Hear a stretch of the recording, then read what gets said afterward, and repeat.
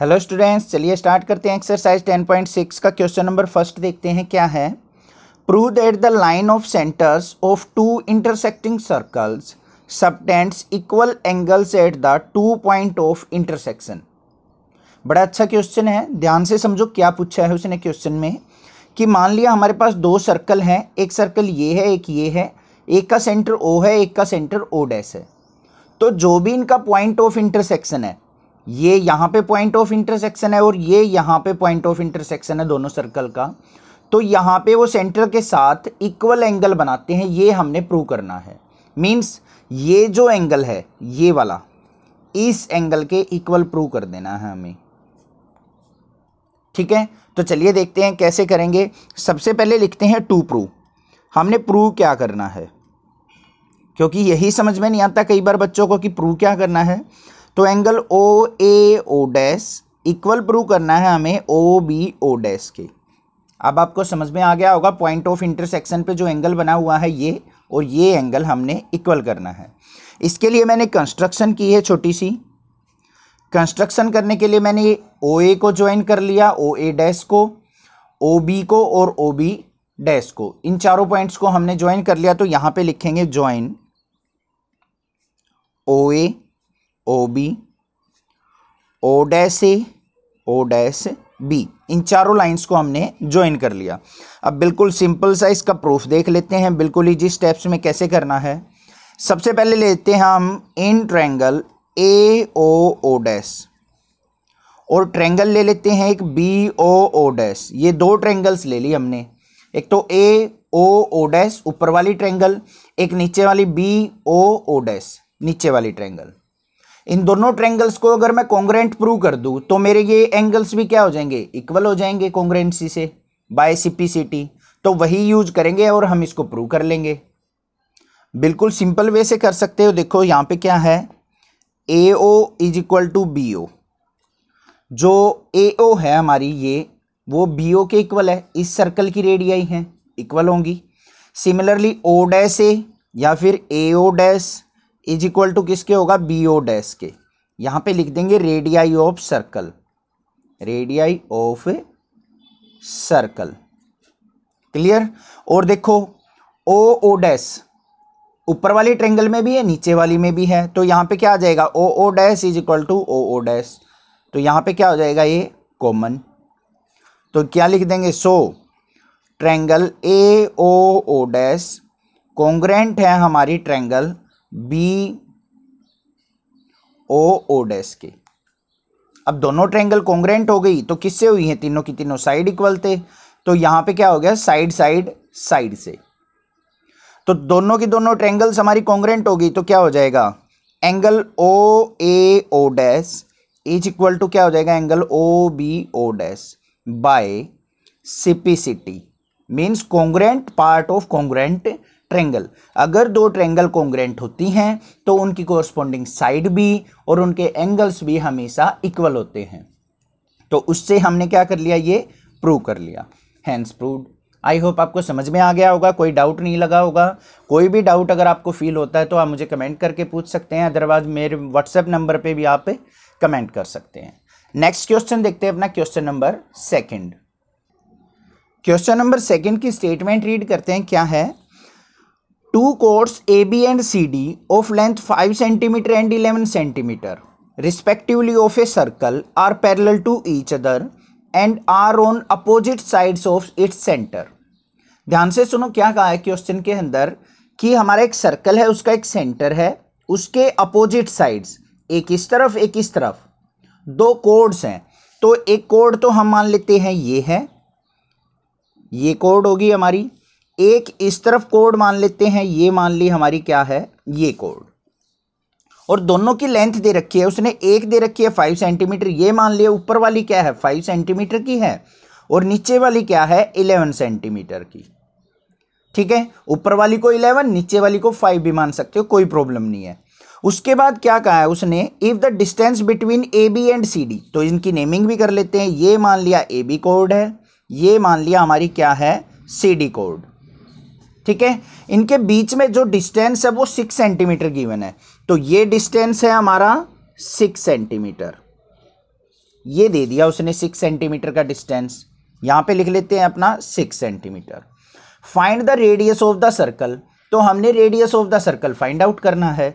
अब रेडियस कहां पे है, ये मान लिया हमारा सेंटर पॉइंट है ओ पॉइंट, ओ को और बी को ज्वाइन कर देता हूं मैं, ये हो गया, और ओ को और डी को ज्वाइन कर लेता हूं, ये हो गए हमारे रेडियस। इसको मान लिया स्मॉल आर, इसको भी मान लिया स्मॉल आर। क्लियर है। इन पॉइंट्स को और मान लेते हैं कुछ, ये मान लिया पी पॉइंट है, ये पॉइंट मान लिया क्या है, क्यू पॉइंट। आपको फिगर बहुत अच्छे से क्लियर हो चुका होगा। अब करना क्या है, देखो सेंटर पे ये क्या होगा हमारा 90 डिग्री एंगल, ये चीज क्लियर है। अब देखो करना क्या है, पहले क्वेश्चन को समझो फिर करेंगे। इसमें पाइथागोरस थ्योरम लगा के आर की वैल्यू आ जाएगी, यहां से भी पाइथागोरस थ्योरम लगा के आर की वैल्यू आ जाएगी, और उन दोनों आर की वैल्यू को हम क्या कर देंगे, एक दूसरे के साथ कंपेयर कर देंगे, तो आर की वैल्यू जो भी न्यूमेरिकल वैल्यू होगी वो हमारे पास सोल्व आउट होके आ जाएगी। तो चलिए देखते हैं कैसे करना है इस क्वेश्चन को। सबसे पहले देखते हैं जो भी गिवन है उसको राइट डाउन करते हैं एक बार। गिवन में क्या है, A B and C D are कोड लिख दिया हमने, इसको थोड़ा सा अच्छे से बना लेते हैं डी को। और उसके बाद हमें जो भी गिवन है वैल्यू, ए बी जो है 5 गिवन है, सी डी हमें गिवन है 11 सेंटीमीटर, और पी से क्यू का डिस्टेंस जो है वो है हमारा 6 सेंटीमीटर। क्लियर है। अब देखो ये सेंटर पॉइंट से है तो ये A P equal to B P होगा, तो A P equal to B P किसके इक्वल हो जाएगा, 5 पूरी कंप्लीट थी तो 5/2। Similarly C Q is equal to Q D, C Q equal to Q D, पूरी लेंथ 11 थी तो ये क्या हो जाएगा 11/2। ये चीज क्लियर होगी। अब ये सेंटर पॉइंट ओ हमें सेंटर में गिवन नहीं है, अगर सेंटर में गिवन होता तो ऊपर वाली भी 3 नीचे वाली भी 3 हो जाती बिल्कुल इजीली। अब हमें गिवन नहीं है तो हमें क्या करना पड़ेगा, एक साइड को एज्यूम करना पड़ेगा। तो यहां पे क्या करेंगे हम, let OP equal to x, OP को x मान लिया तो OQ क्या हो जाएगा 6 - x। ये चीजें आपको अच्छे से समझ में आ गई होंगी, तो बस कुछ नहीं है अब क्वेश्चन में, यही थी, हमने सारी की सारी वैल्यू लेनी थी। अब बात करते हैं सबसे पहले इन ट्रायंगल OPB के अंदर, OPB में पाइथागोरस थ्योरम लगाएंगे बाय पाइथागोरस थ्योरम। क्या होता है, हाइपोटेन्यूज का स्क्वायर 90 डिग्री के सामने हाइपोटेन्यूज होता है, तो आर का square is equal to OP का स्क्वायर, OP कितना है हमारा x मानना था तो x का स्क्वायर प्लस में PB कितना है, यहां पे देखेंगे BP या PB 5/2 तो 5/2 का स्क्वायर। ये चीज क्लियर है, कोई दिक्कत नहीं होगी, कोई भी डाउट नहीं है। यहां पे इसको सिंप्लीफाई कर लेते हैं थोड़ा सा, तो यहां से हमारे पास वैल्यू क्या आ जाएगी, अभी इसको एज इट इज छोड़ दो, इक्वेशन नंबर फर्स्ट मान लो। नेक्स्ट लेते हैं इन ट्रायंगल OQD में, OQD इसके अंदर पाइथागोरस थ्योरम लगाएंगे। ये आर है हाइपोटेन्यूज, तो यहां पे क्या आ जाएगा R square is equal to OQ क्या है हमारा, OQ देखेंगे 6 - x, तो 6 - x का स्क्वायर प्लस QD क्या है 11/2 तो 11/2 का स्क्वायर। इक्वेशन नंबर ये क्या आ गया हमारे पास सेकंड। अब देखो दोनों लेफ्ट हैंड साइड क्या है हमारी R square, right hand side भी क्या होंगी इक्वल होंगी, तो इनको कर देते हैं कंपेयर। तो यहां पे करेंगे from first and second, from first and second. थोड़ी सी इनकी कैलकुलेशन ही अच्छे से ध्यान से समझनी है आपने बस, और कुछ भी नहीं है क्वेश्चन के अंदर। ये देखो 6 - x का स्क्वायर है, इसको करेंगे a - b का होल स्क्वायर, ओपन करो a² + b² - 2ab, तो 6 का स्क्वायर करेंगे तो क्या हो जाएगा 36। चलो इसको पहले लिख लेते हैं अच्छे से, 6 - x का स्क्वायर प्लस में 11 का स्क्वायर क्या होता है 121/2 का स्क्वायर 4 इक्वल टू ये क्या हो जाएगा x² + 5 का स्क्वायर 25/4। अब क्लियर है, इसको कंपेयर कर लेते हैं। यहां पे a - b का होल स्क्वायर ओपन करेंगे तो 6 का स्क्वायर क्या हो गया 36 प्लस x का स्क्वायर x² माइनस में 6 × 2 = 12x प्लस में 121/4 इज इक्वल टू x² + 25/4। अब देखो x² से x² कैंसिल हो जाएगा। क्यों कैंसिल हो जाएगा, कई बच्चे कमेंट करके पूछते हैं सर दोनों पॉजिटिव हैं कैसे कैंसिल कर दिए। अब देखो ये इक्वल टू का साइन है, इस तरफ लेके आएंगे तो ये एक्स स्क्वायर माइनस का हो जाएगा, एक प्लस का एक माइनस का कैंसिल हो जाएंगे। अगर इक्वल टू का साइन बीच में हो तो प्लस प्लस वाले कैंसिल होते हैं, माइनस माइनस वाले कैंसिल होते हैं। अगर एक ही साइड टर्म हो तब प्लस और माइनस वाले कैंसिल होते हैं। क्लियर है?